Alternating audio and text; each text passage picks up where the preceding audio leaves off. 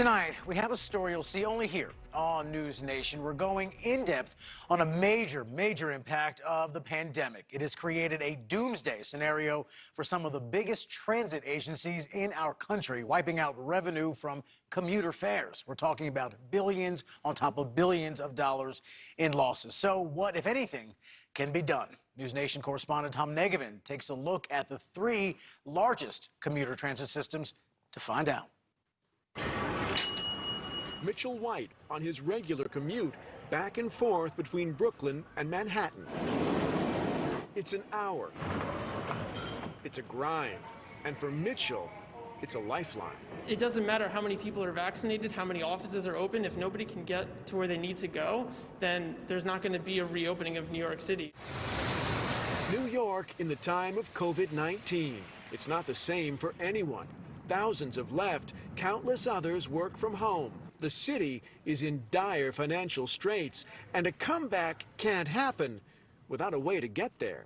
For large urban cities across America, transit is at the epicenter of their recovery. This has an enormous cycle of economic impact if the transit agency isn't ready to deliver people to their destination on the day they want to go.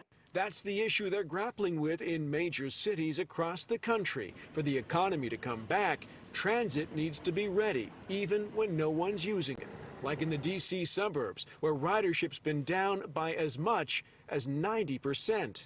The Washington, D.C. region has notoriously bad traffic, but a big part of our ability to move anybody is the fact that we have a reliable transit system. And so when people do start moving and coming back, we need to make sure we still have that reliable transit system to move those people, to keep the economy and quality of life where we need it to be.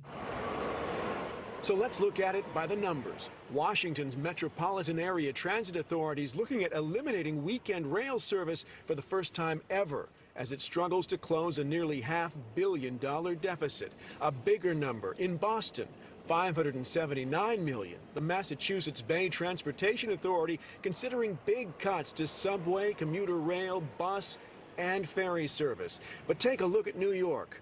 On a scale all its own. Yes, that's a $6.1 billion deficit that without ongoing federal help is projected to get a lot bigger. New York's Metropolitan Transportation Authority is in line for a $4 billion chunk of the latest federal stimulus package.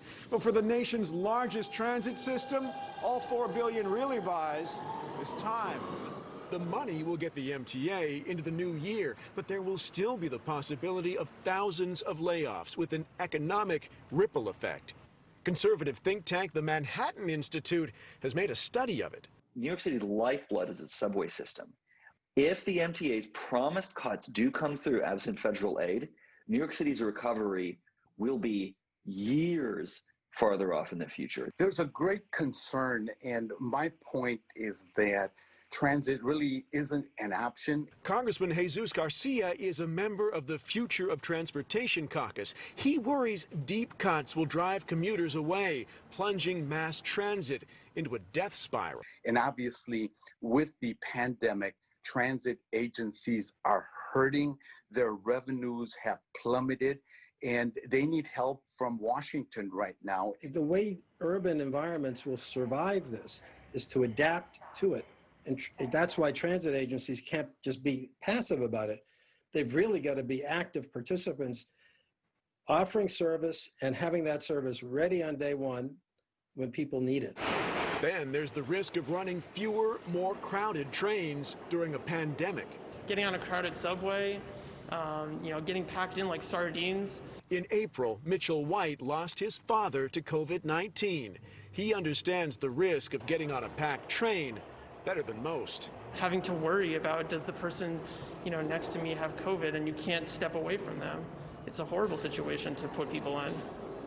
Having to choose between getting to work and risking your life. No one should have to make that decision. But experts say tough decisions are the only kind left. New York's MTA is facing the biggest financial challenge since it was founded in 1968. It'll be asking for another $8 billion in federal aid over the next 4 years. In New York, Tom Negevin, NewsNation.